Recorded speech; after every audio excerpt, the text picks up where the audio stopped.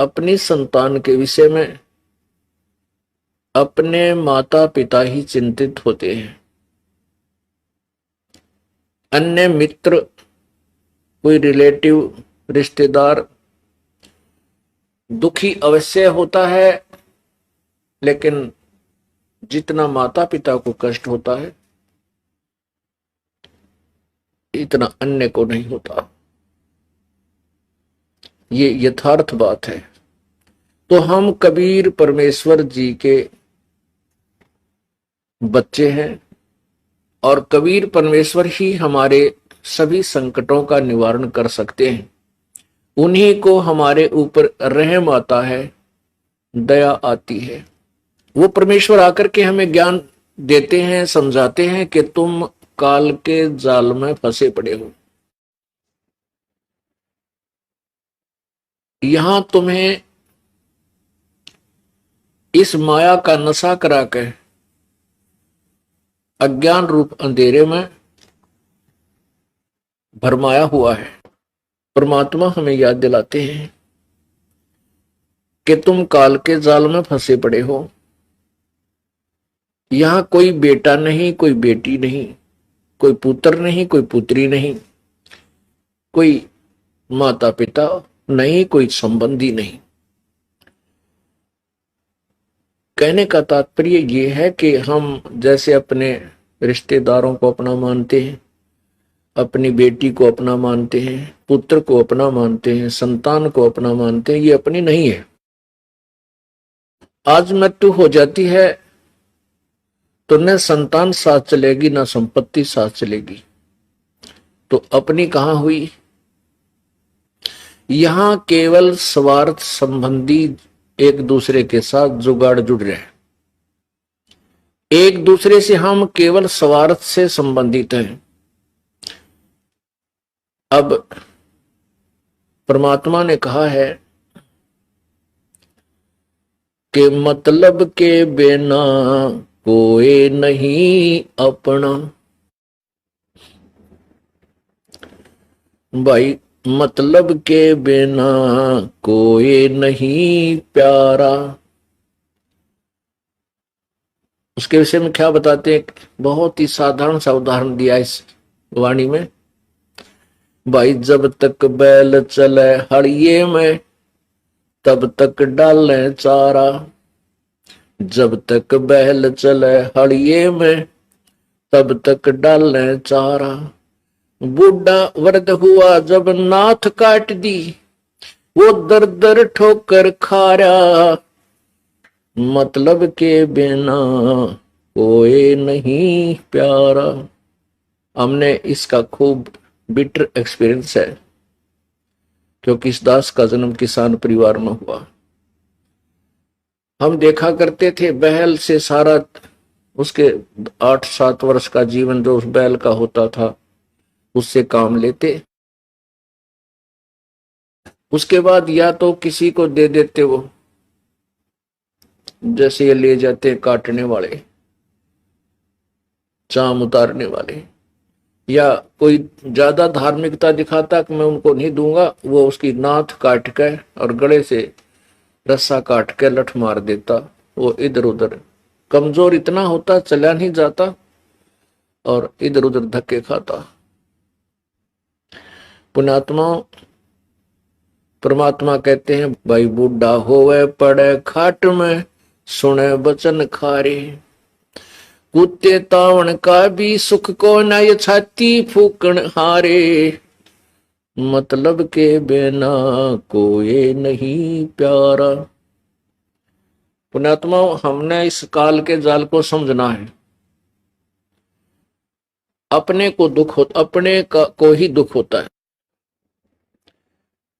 एक लड़की की शादी की, ब्याह करा, विवाह के 1 वर्ष बाद वो बेटी का पति दुर्घटनाग्रस्त होकर के मृत्यु को प्राप्त हो गया। बड़ा दुख हुआ परिवार को। 13 दिन के बाद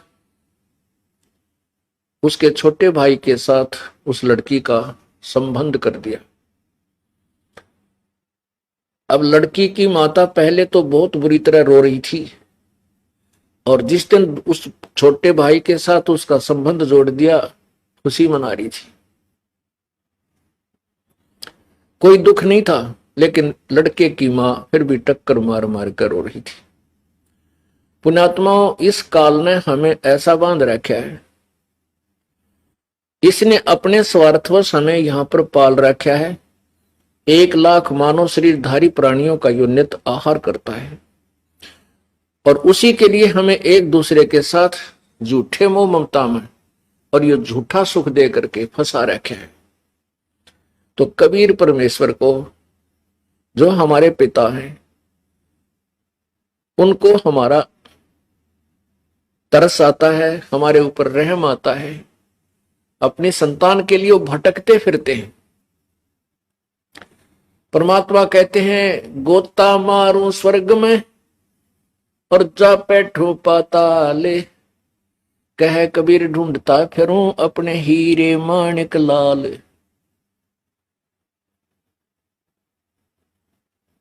जो बच्चा गौ की नजर में न्यू साई को संत, भक्तों के पीछे फिरे वो भक्त वत्सल भगवंत। हमारे सभी संकटों का निवारण कबीर परमेश्वर ही कर सकता है, वो सुप्रीम पावर है। एक समय की बात है, उत्तर प्रदेश के, अपने उत्तर प्रदेश राज्य में, स्टेट में एक मगहर स्थान है, मगहर नगर है। मगहर नगर जो है, जो गोरखपुर शहर है, गोरखपुर गीता प्रेस गोरखपुर के नाम से जो प्रसिद्ध है, उस गोरखपुर से 25 किलोमीटर की दूरी पर है। उस मगहर, वो उस समय मगहर रियासत थी। उस रियासत का नवाब बिजली खान पठान था। बिजली खान पठान था, और वहां पर मुसलमान और हिंदू उस नगर के अंदर लगभग बराबर की मात्रा में रहते थे। वहां पर एक दुर्भिक्ष गिरा, दुर्भिक्ष, अकाल पड़ गया।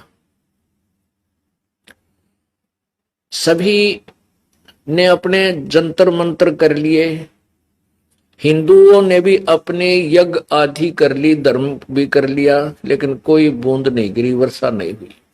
त्राही त्राही मच गई, बहुत बुरा हाल हो गया। किसी व्यक्ति ने वहां के नागरिकों को बताया कि काशी के अंदर एक बहुत बड़े महान संत रहते हैं, बहुत ही सिद्धि युक्त हैं। यदि वो प्रसन्न हो जाएं और वो आकर के आपके ऊपर रहम करें तो वर्षा हो सकती है। उनका नाम कबीर है, कबीर नाम है उन महापुरुष का। यदि वो आ जाएं और उनसे आप जाकर प्रार्थना करो तो आपका संकट निवारण हो सकता है। इस बात का ज्ञान बिजली खां पठान नवाब को हुआ, क्योंकि उस समय तो सबकी घी बन जाती है। पुणात्मा, जब तक परमात्मा राजी है, समय पर वर्षा हो रही है और टाइम पर टूक मिल रही, हमारे को भोजन मिल रहा है, तब तक तो हम आंडी पाका है, दारू पीवे, घुट्टी लावा, कदे नो के नमक ठीक को ना सब्जी में ला के शराब की घूंट। अब जैसे शराबी शराब पीता है और शराब पी के आता है,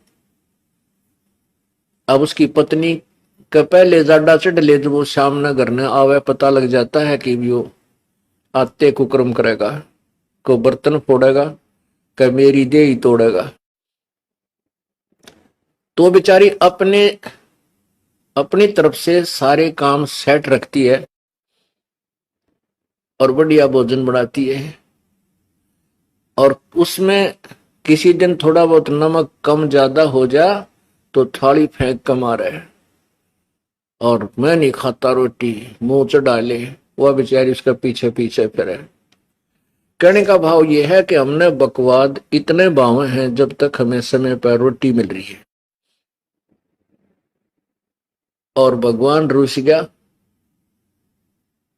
और वर्षा होनी बंद होगी। जिस साइंस पर आज ये आध्यात्मिक ज्ञानहीन व्यक्ति गर्व करते हैं कि कहाँ है भगवान, आज साइंस ने ये खोज कर ली, आज साइंस ने ये खोज कर ली, साइंस ने के खोज कर ली, भगवान के दिए हुए पदार्थों पर इन्होंने अपनी तगड़मबाजी, वो भी परमात्मा की ही दया से बुद्धि इनको दी गई है। जो इस कलयुग में देना मालिक ने था वही बनवाया है। इस युग को कलयुग इसलिए कहा गया है कि इसमें मशीन, मोटर मशीन से ही कार्य हुआ करेंगे। ये पहले से ही ऋषियों के द्वारा नॉमिनेटेड था ये युग कि इसमें मशीन की जो है ना उत्थान होगा, मशीन का, मशीनरी का, और वो परमात्मा ही करवाता है। और हम इसको थोड़े से आकाश में जहाज के द्वारा उड़ जाने मात्र को ये मान लेते हैं कि भगवान नहीं है। ये हमारी महामूर्खता है। यदि 2 वर्ष या 3 वर्ष अब वर्षा ना हो, परमात्मा रुष्ट हो जावे। ये हवाई जहाज जिनके ऊपर बैठ कर ये अफलातून अंडी पाके और धरती तोलते हैं, कुछ नहीं समझ रहे, किसी को, भगवान को नहीं मानते। ये हवाई जहाज और ये कंप्यूटर वहीं खड़े खड़े पड़े पड़े इनको जंग लगे, इनमें कोई बैठनिया नहीं पावे, क्योंकि रोटी मिले नहीं, हाहाकार मच जा, टक्कर मार मार के मरते। पुण्यात्मा भगवान से दूर होना हमारी सबसे बड़ी मूर्खता और अध्यात्म ज्ञानहीनता है। एक समय एक बहुत भयंकर अकाल गिर गया और जिसके कारण मानव समाज भूख के कारण मृत्यु को प्राप्त होने लगा। कहते हैं सन 1720 में एक बहुत ही भयंकर अकाल गिरा और उसमें क्या स्थिति हुई उसके विषय में संत गरीबदास जी महाराज ने उसका अच्छा चित्रण किया है, आपको पढ़ के सुनाते हैं। गरीब विषय में बिसरे नहीं, लागी जोर कशीस, खंड बिहिंडा हो गए देखो कौम छतीश। अब उस समय ये छुआछात बहुत ज्यादा थी, जात पात का बहुत भिन्नता थी। और जब वो अकाल पड़ा, किसी ने किसी के घर में रोटी पागी बाज के खा ली, चाहे ब्राह्मण ने चमार के घर पर पागी वहीं बाज के रोटी खोज के खा ली। जब भूल गए हम ब्राह्मण हैं, कम क्षत्रिय हैं, कम शूद्र हैं, या तो बकवाद इतने चला जब तक हमें सारी सुविधा भगवान प्रदान कर रहा है। गरीब विषय में बिसरे नहीं, लागी जोर कशीस, खंड बिहंडा हो गए देखो कौम छतीश। शहजादे मांगत फेरे वो दिल्ली के उमराव, जिन रोटी पाई नहीं जो खाते नान पुलाव। कहते दिल्ली के वो बादशाह और उनके पुत्र जो नान पुलाव खाया करते थे, उन रोटी नहीं मिली। शहजादे मांगत फेरे, शहजादे मांगत फेरे दिल्ली के उमराव, एक रोटी पाई नहीं जो खाते नान पुलाव। गंगा जमुना पार को चली दुनी सब डोल, रोटी साटे बिक गए बालक लड़के मोले। रोटियां के लिए अपने बेटे बालक भी बेच दिए लोगों ने। इस आगे क्या कहूं बीती बहुत बिताड़, बासमती भोजन करें जिन पाया नहीं पवाड़े। एक पवाड़ घास होता है जिसको गधे भी नहीं खाते, ओह, और वो मनुष्यों ने खाया उसमें। इस आगे क्या कहूं बीती बहुत बिताड़, बासमती भोजन करें जिन पाया नहीं पवाड़। जो बासमती चावल खाया करते थे उनने वो पवाड़ घास भी ना खाने को मिला, सूख गया सब कुछ। खर पवाड़ नहीं खाते हैं मनुष्यों खाया तोड़े। खर माने गधा, कहते गधा भी पवाड़ घास को नहीं खाता और मनुष्य ने तोड़ तोड़ के खा लिया। खर पवाड़ नहीं खाते हैं मनुष्यों खाया तोड़े। सांगर टीट और बाखड़ी लीने वृक्ष झरोड़े। ओह, बाखड़ी एक कांटेदार एक बेल सी होती है फैली हुई जमीन पर खेतों में, और उसके इतने मोटे मोटे छोटे छोटे कांटे होते हैं। कहते वो बाखड़ी भी कूट कूट के खाई। और वृक्षों के पत्ते न तोड़ तोड़ के जरोड़ के, जरोड़ना में ना ऐसे खींच के पत्ते पत्ते निकाल लेना, उसको जरोड़ना बोलते हैं, जरोड़ लिए। खर पवाड़ नहीं खाते हैं मनुष्यों खाया तोड़े। सांगर टीट और भाखड़ी लीने वृक्ष जरोड़े। सांगर ये जाटी जांडिया का लग गया करें, जांडिया का फल वो सिंगर बोले सांगर। और टीट ये टींड लग गया करें कैरों के। और बांखड़ी लीने वृक्ष जरोड़े। ओहो, खर पवाड़ नहीं खाते हैं मनुष्यों खाया तोड़े। सांगर टीट और बांखड़ी ही लीने वृक्ष जरोड़े। कड़ा कोंदरा खा गए जड़ा झोझरू झाड़।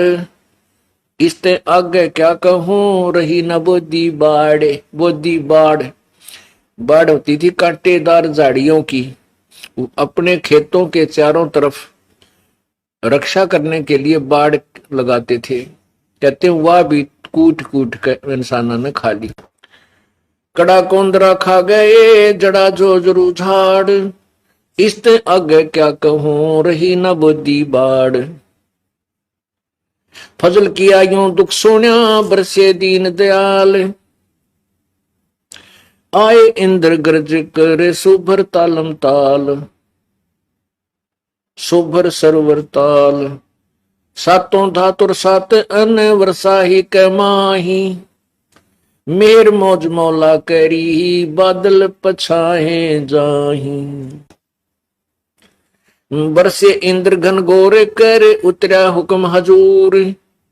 खलक मुलक सब आवादाने ना कहीं होत कसूर।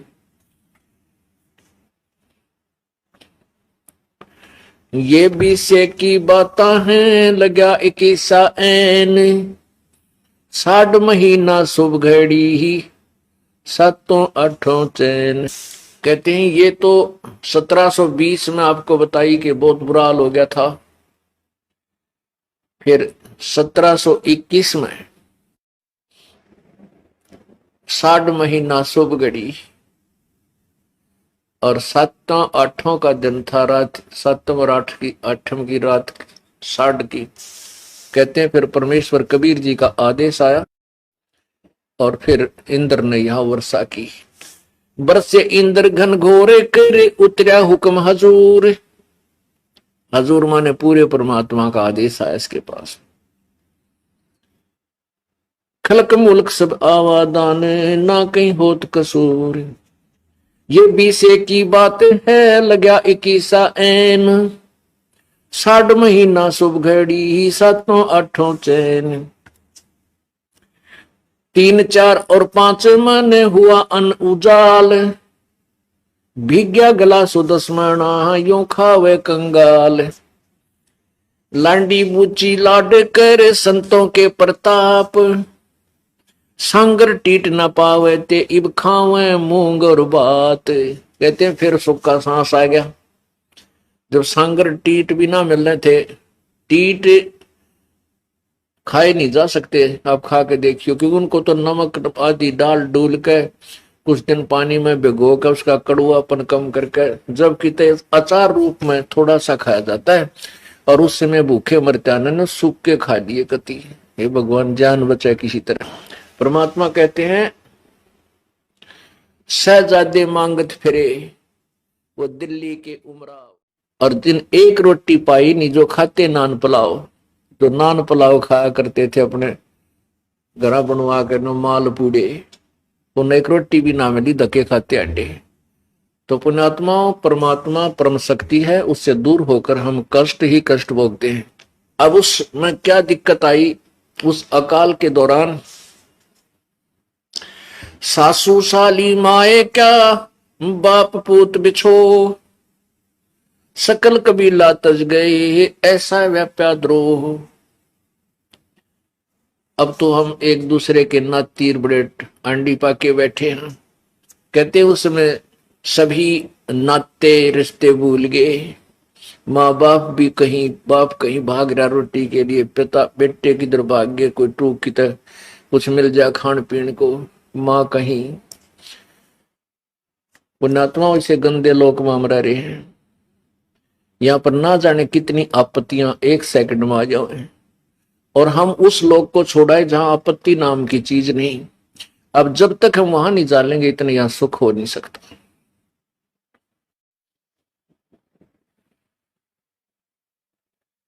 ऐसी बीती जगत में जाने नहीं जहान, कथर चूना लाए क इब चाबण लगे पान। अब उस समय तो ऐसी दुर्गति हुई थी, अब भूल गई है दुनिया, और कहते उस समय इब यो चूनार कथा ला के पान खान लागे, बकवाद करें। बता, पान के पेट भर कोरी बकवाद। अब उस समय वो कहां गई थी वो पान, जब टक्कर मारते फिरे थे एक आहार के लिए। तो पुण्यात्मा, इसलिए हमने विकार नहीं करने चाहिए, परमात्मा से डर के यहां से पीछा छुटवाना चाहिए, ताकि ये आपत्तियों के घर में हम फिर ना आ जावा। ऐसी बीती जगत में जाने नहीं जिहान, अब कथो चूना ला कह चाबण लगे पान। पांडव भारत में बचे यूं रखे जनदास, काल कुचालों में रहे नहीं खाए खड़गाश।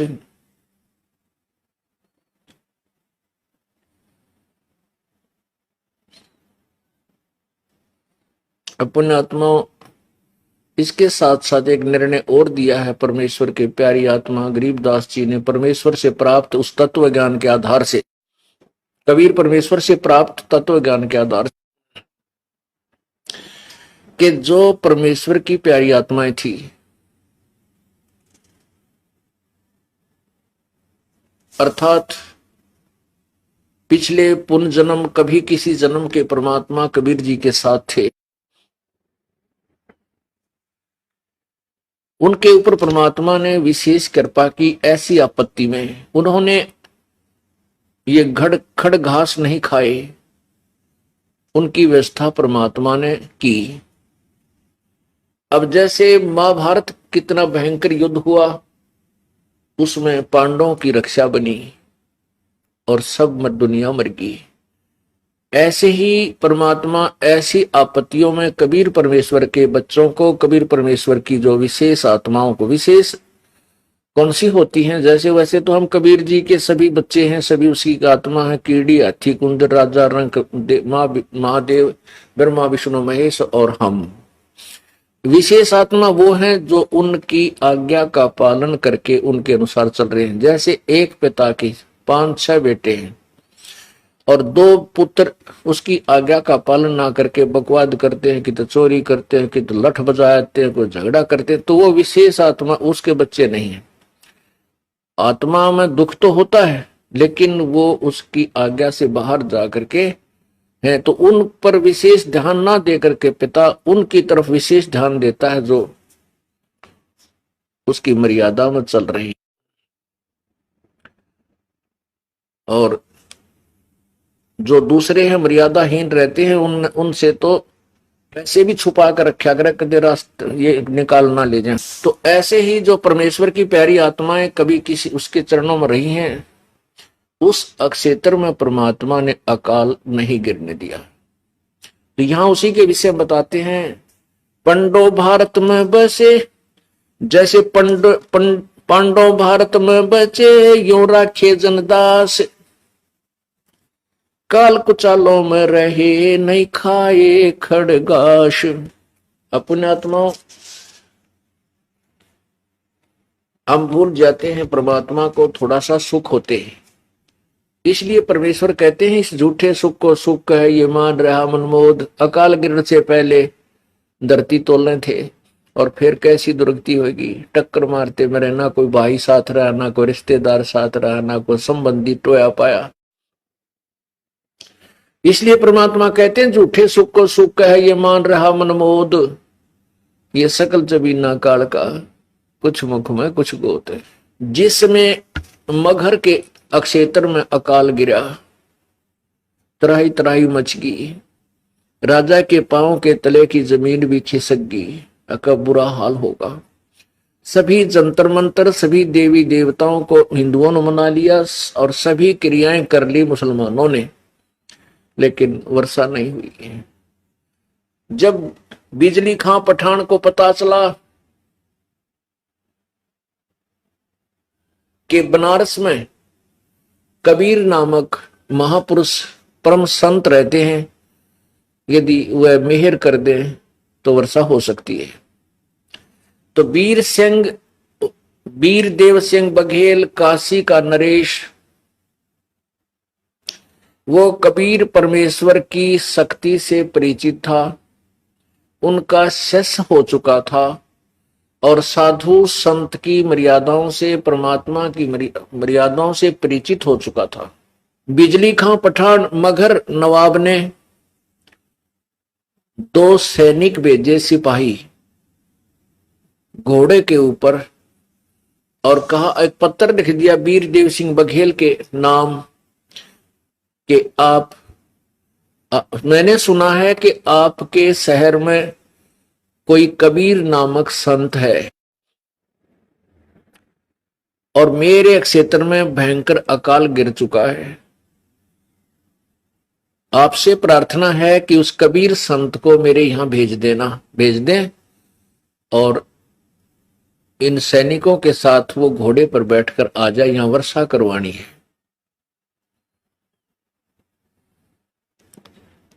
हम इतने अज्ञानी हैं भक्ति मार्ग से, बताइए कोई बड़का का खेल था, संत ने बुलावा, कौन सी धरण ठुआनी थी। अब वो सैनिक लेकर वो पत्थर चल पड़े,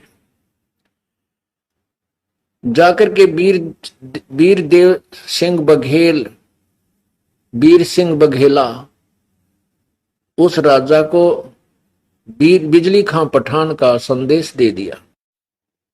उसने पत्र पढ़ा, वीर देव सिंह ने पत्र पढ़ा और तुरंत पत्र लिख दिया और मौखिक भी उन सैनिकों से कहा, उस पत्र में भी लिख दिया और सैनिकों से भी बोल दिया कि भाई बिजली खां पठान से कहना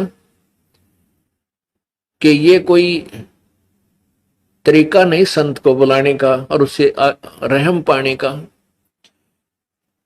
उसमें पत्र में भी लिखा और सैनिकों से बोल दिया कि बिजली खां पठान आवे और संत के चरणों में नतमस्तक हो और प्रसन्न होकर ये उसके साथ चले तो बात बनेगी। ना कोई बड़का खेल नहीं है कि उसने भेज दिया, कोई इंजेक्शन थोड़ा लवाना था, वे आते ला देंगे। तो दोनों सैनिक वापस आ गए बहुत शीघ्रता से। जब बिजली खां पठान को संदेशा मिला, तुरंत सैनिक लेकर के सैकड़ों की संख्या में अंगरक्षक घोड़ों पर सवार होकर के वो तुरंत चल पड़ा।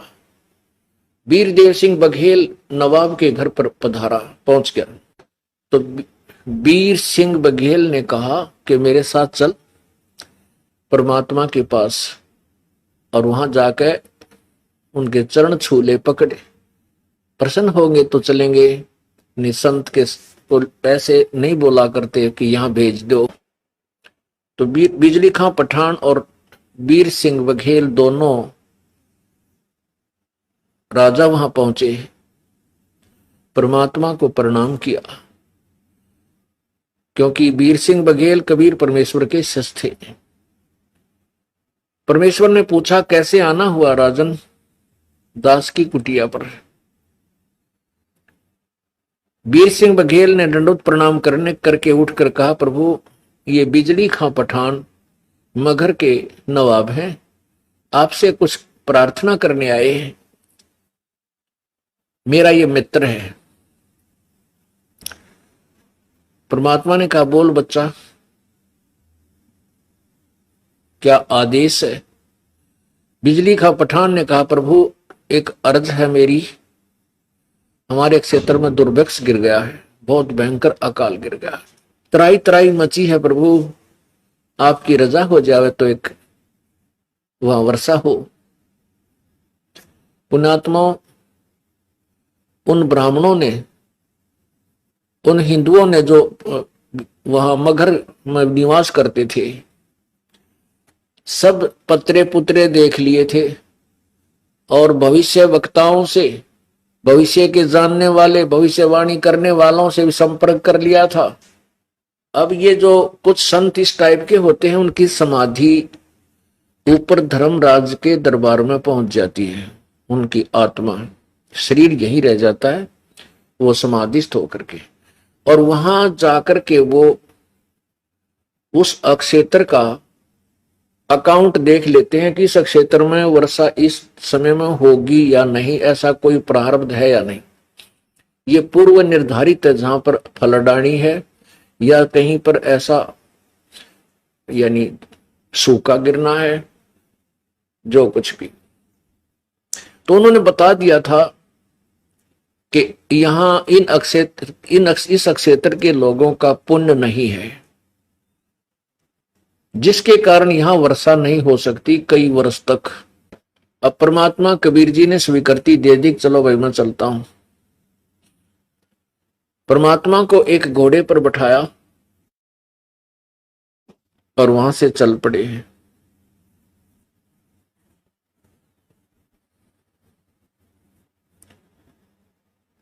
जब रास्ते में आ रहे थे तो वहां एक नाथ जी, वैसे अन्य लोग नहीं जानते थे, परमेश्वर कबीर जी ने पहचाना उसको कि वो गोरखनाथ जी थे। गोरखनाथ जी, क्योंकि वहां गोरखपुर का स्थान है जहां पर विशेष साधना गोरखनाथ जी ने की थी, इसलिए गोरखपुर नाम से वो शहर प्रसिद्ध हुआ। उसमें गोरख टीला भी है।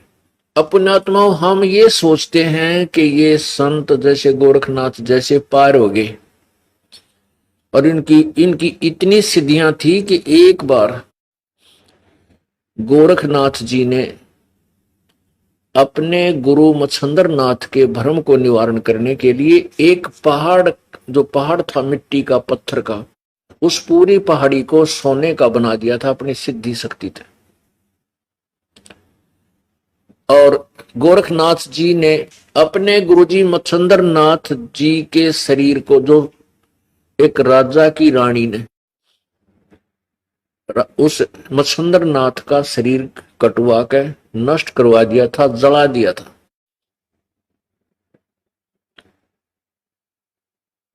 और मच्छंदर नाथ जी उस रानी के, राजा के मृत शरीर में प्रवेश करके और वहां रह रहा था।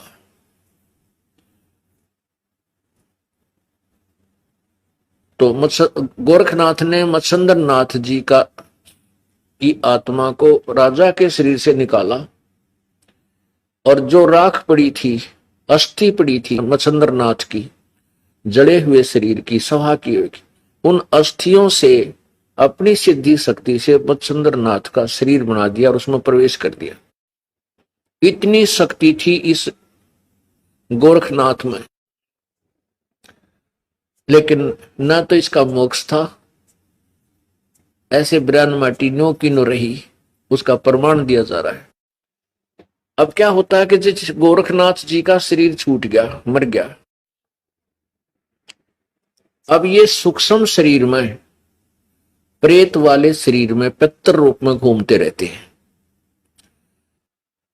जैसे हम गोपीचंद और भर्तरी को मुक्त मानते हैं, वो मुक्त नहीं है, ऐसे ही पितर रूप में भटक रहे हैं। जहां जाए कहीं प्रकट हो जाते हैं, दर्शन दे देते हैं किसी को, फिर अंतर ध्यान हो जाते हैं। तो ये मोक्ष प्राप्त प्राणी के लक्षण नहीं है। मोक्ष प्राप्त प्राणी बहुड़ कर इस संसार में नहीं आता।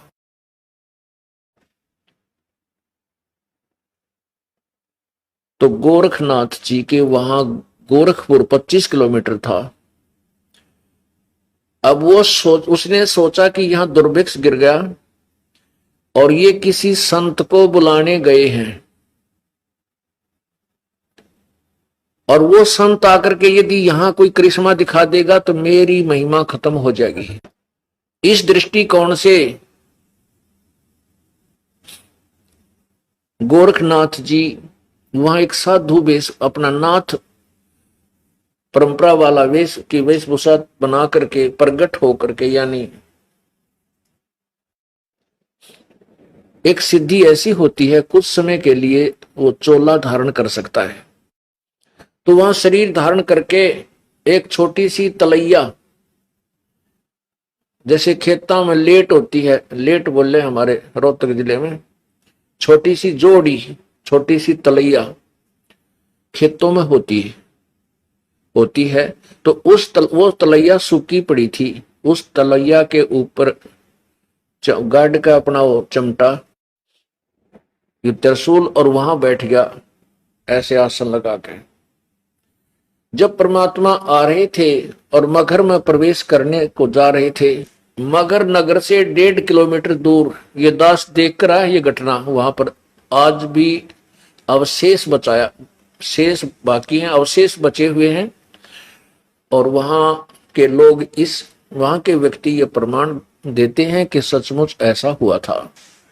जब परमेश्वर कबीर जी ने देखा कि नाथ जी आए हुए हैं, गोरखनाथ बैठा है, और इसके मन में के दोष है, वो तो अंतर्यामी थे, वहीं रुकवा लिया घोड़ा और राजा से कहा कि, नवाब से कहा कि हे राजन बिजली खां पठान, आप इतनी दूर गए काशी में 200-250 किलोमीटर, ये देखो महापुरुष बैठे हैं आपकी बनी में, आपके जंगल में, इनसे अर्ज करो, ये जो चाहे सो कर सकते हैं। अब गोरखनाथ जी सुना और दूना फूल गया, कुप्पा हो गया।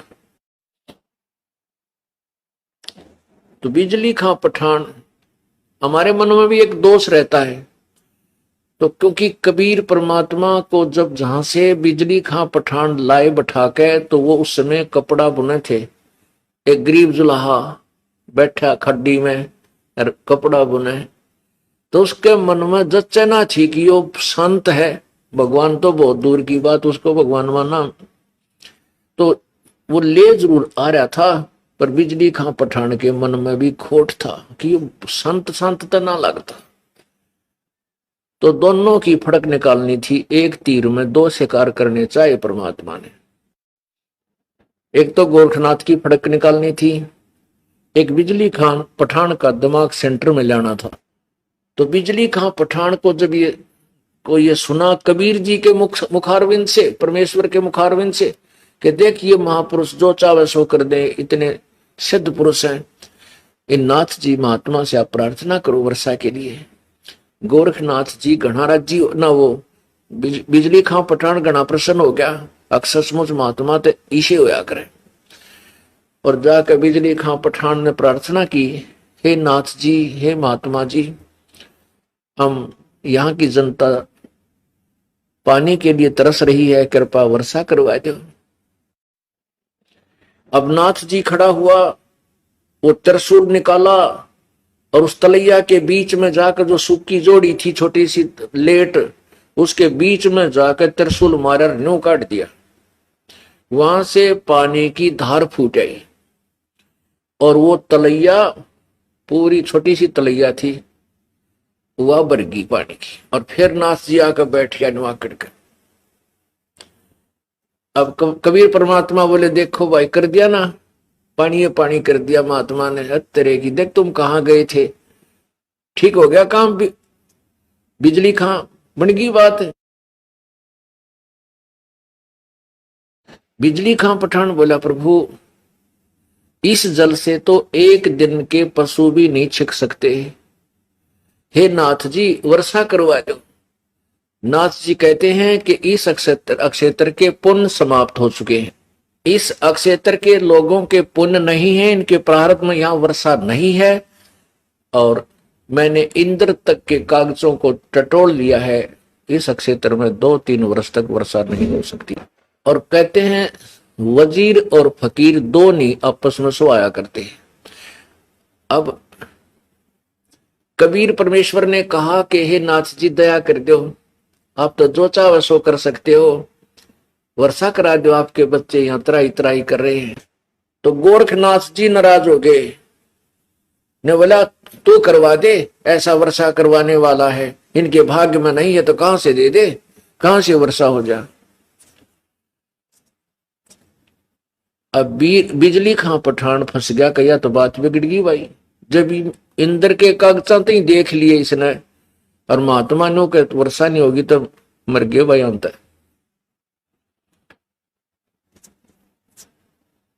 तब बिजली खां पठान को चिंतित देखकर परमेश्वर ने कहा कि आप जाओ, सभी यहां से अपने नगर को जाओ। और परमात्मा जहां वो गोरखनाथ जी बैठे थे उससे 200 फुट की दूरी पर वहां बैठ गए, ऐसे लीला करके जैसे ध्यान लगा रहे हैं। कहने लगे भाई तुम जाओ, मैं अर्ज करूंगा भगवान ते, जब सुन ली मेरी तो मैं यहां बैठ जाता हूं।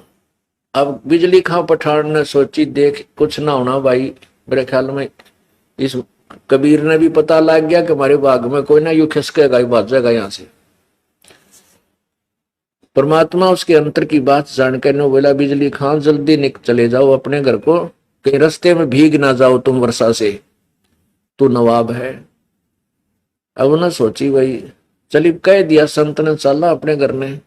अब वो आधा किलोमीटर गांव से जब रह लिए, इतने जबरदस्त बादल आए नो उमड़ के, और सारी रात वर्षा हुई नो कम से कम 8 घंटे, और भर दिए सब ताल, सब पानी पानी कर दिया परमेश्वर कबीर जी ने। बोलो सतगुरुदेव की, बंदी छोड़ कबीर परमेश्वर जी की जय।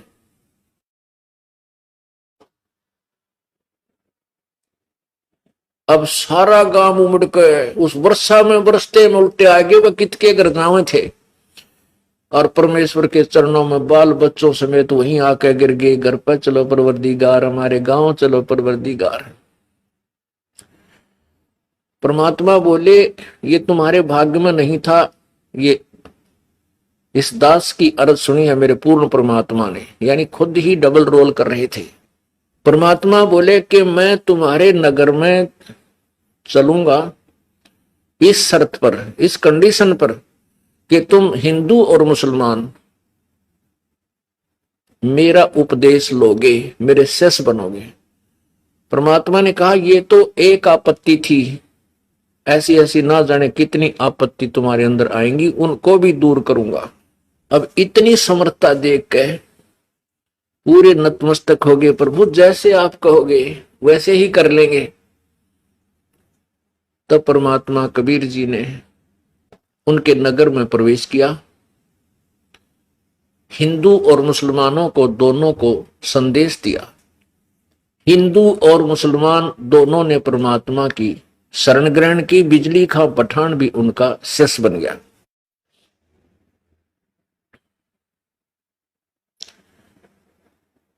पुण्यात्माओं, इन अज्ञानी संतों ने, गुरुओं ने, नकली ब्राह्मणों ने एक धारणा फैला रखी थी कि जो मगर मरता है वो गधा बनता है, नरक जाता है।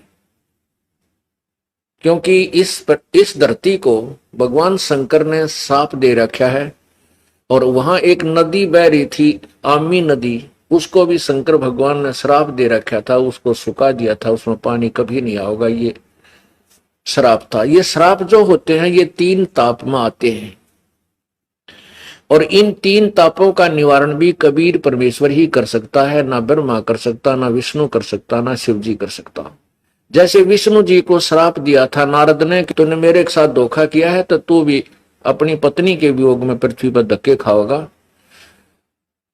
अपनी पत्नी के वियोग में तू भटकता फिरेगा, और मेरे जैसे मुंह आड़े तेरी मदद करेंगे बंदर। तो नारद के श्राप को, उस तीन ताप को विष्णु नहीं काट सका, उसको भोगना पड़ा। रामचंद्र रूप में जन्म हुआ, राजा दशरथ के घर जन्म हुआ, सीता जी का अपहरण हुआ और पूरा जीवन दुख ही दुख में। फिर रावण को मार के सीता को वापस लाए, आते सीता ने घर से निकाल दी। अंतिम सांस तक अपनी पत्नी के वियोग में मर गया। रामचंद्र जी का अंत हुआ। तो विष्णु जी भी अपने तीन ताप को नहीं काट सके तो औरों के काटेंगे। तो परमात्मा कहते हैं, गरीबदास जी ने कहा कि तुम कौन राम का जपते जापम, और ताते कटे ना तुम्हारे तीनों तापम। अब तीन ताप जैसे किसी का पितर रुस गया, किसी का भूत आकड़ गया, किसी का कुछ और आपत्ति आ रही है, ये तीन ताप के अंतर कोई देवता रुस रहा है। इन तीन तापों की आपत्ति को भी कबीर परमेश्वर ही दूर कर सकता है और कोई नहीं कर सकता।